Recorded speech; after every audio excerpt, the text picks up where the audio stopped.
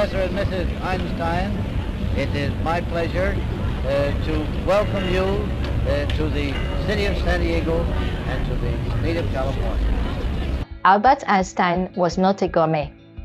He was a friend of the home-style cuisine, however, which was respectively influenced by where he lived and worked.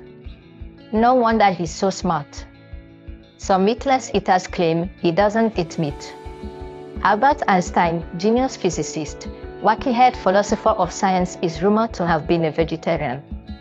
While this is partly true, Einstein was only a strict vegetarian for the last couple years of his life, decades after many of his most important scientific breakthroughs. There are countless records of Einstein eating meat well into adulthood. Philip Frank recorded in his autobiography that he and Einstein once picked up cow's liver to eat for lunch. The following is a disorderly list of Einstein's favorite foods and drinks that were often eaten and drunk in Einstein's house for the most part from the period up to 1932. Before we begin, take note, there's always a bowl of seasonal fruit often on the table of the Einstein's family. Breakfast. For breakfast, Einstein had fried or scrambled eggs prepared, and he eats toast or rolls that are already hanging in the bag on the door. His cravings for honey mean old buckets have to be brought to the table. Lunch. He really liked beans. Young green beans. He also loved eggs and mushrooms very much, especially porcini mushrooms and sweet chestnuts, which he often brought back from his forest walks in Kaput.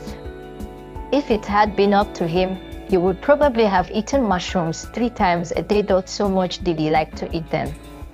He also liked cucumber salads, rice, and spaghetti prepared the Italian way. Pasta with Parmesan cheese or spaghetti with tomato sauce and Parmesan cheese were often meals taken by Einstein as lunch.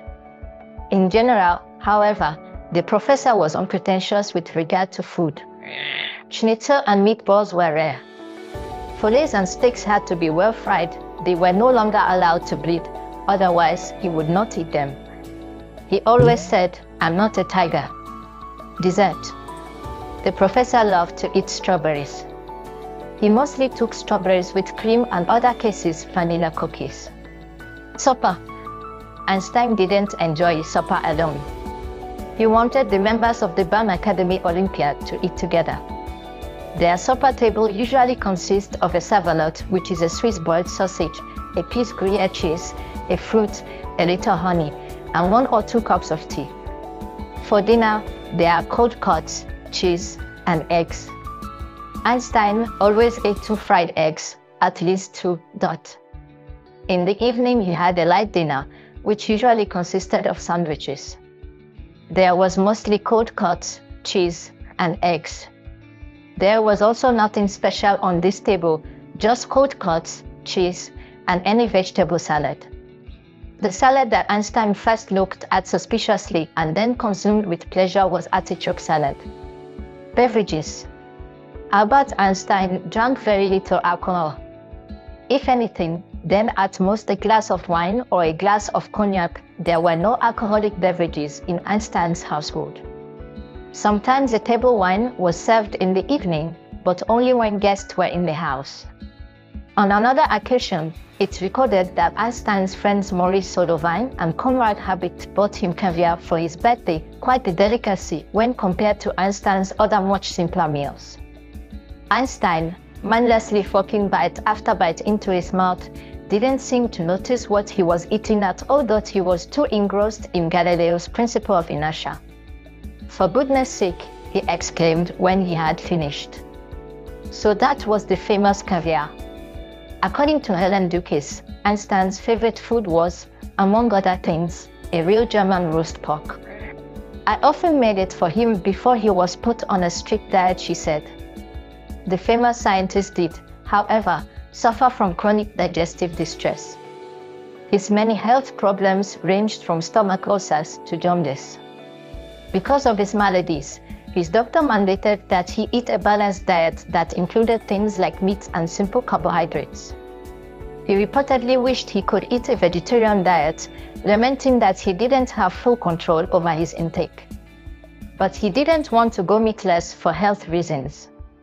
"I have always eaten animal flesh with a somewhat guilty conscience," he once professed in a letter. He largely agreed with the moral motivations behind vegetarianism, but was unable to comply.